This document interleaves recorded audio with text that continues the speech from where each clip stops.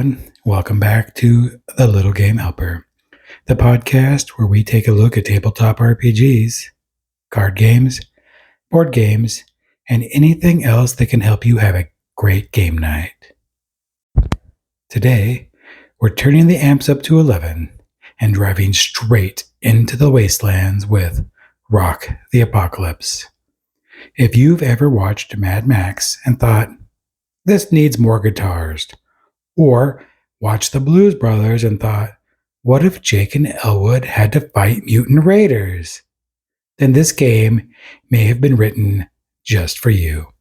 So grab your leather jacket, tune your guitar, and let's hit the road.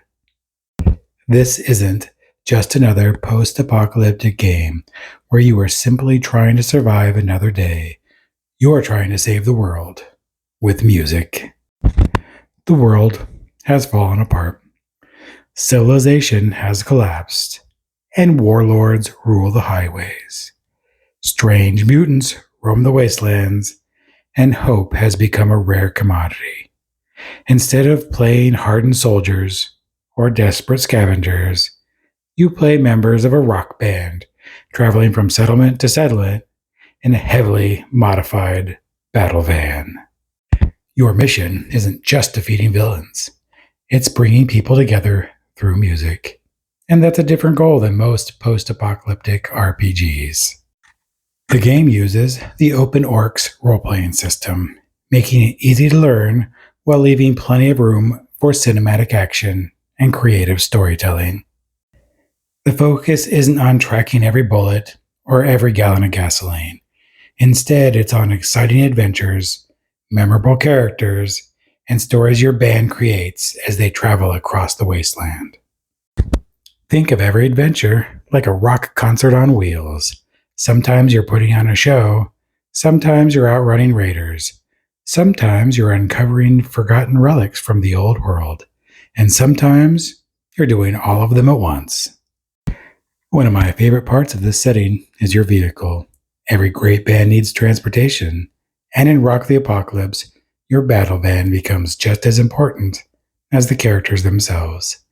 It isn't just the way you travel, it's your home, your stage, your workshop, and when things go bad, your escape vehicle. As your campaign grows, you can imagine groups spending just as much time upgrading the van as they do improving their own characters. Maybe you install armor plating, maybe bigger speakers, maybe hidden compartments for supplies. Or perhaps that stage unfolds right out of the side of the vehicle so you can throw a concert almost anywhere. Speaking of concerts, music isn't just background flavor. It's part of the adventure.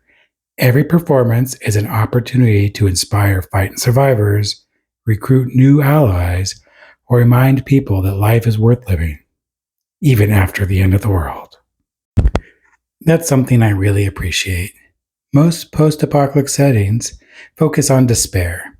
Rock the Apocalypse focuses on hope.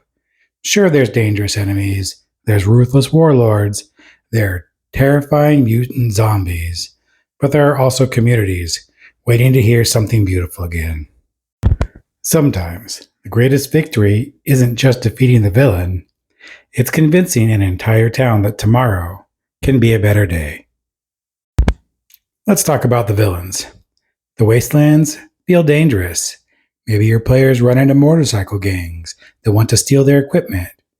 Perhaps a self-proclaimed rock king controls an entire city through fear. Or maybe there are strange mutants guarding the ruins of an ancient concert arena where one final legendary performance was never completed. The setting gives game masters plenty of opportunities to create memorable encounters that feel larger than life. Don't be afraid to lean into the over-the-top action. If your players are jumping their battle van across a collapsed freeway while the drummer keeps playing to inspire everyone, then you're probably doing it right.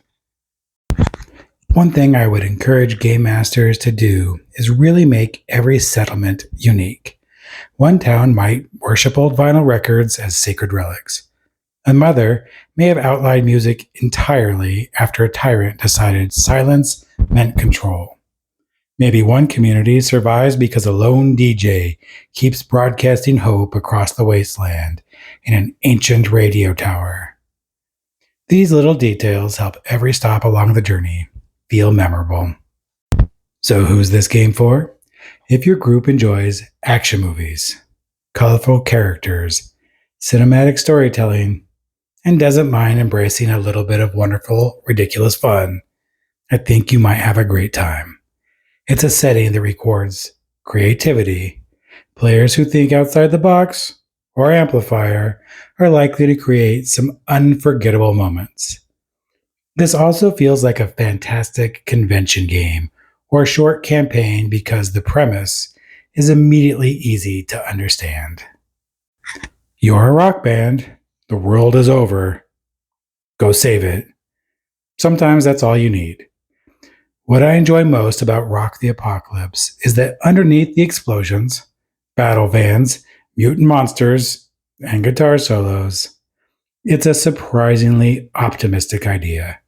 Music matters, stories matter, communities matter. Even at the end of the world, people still need something to believe in.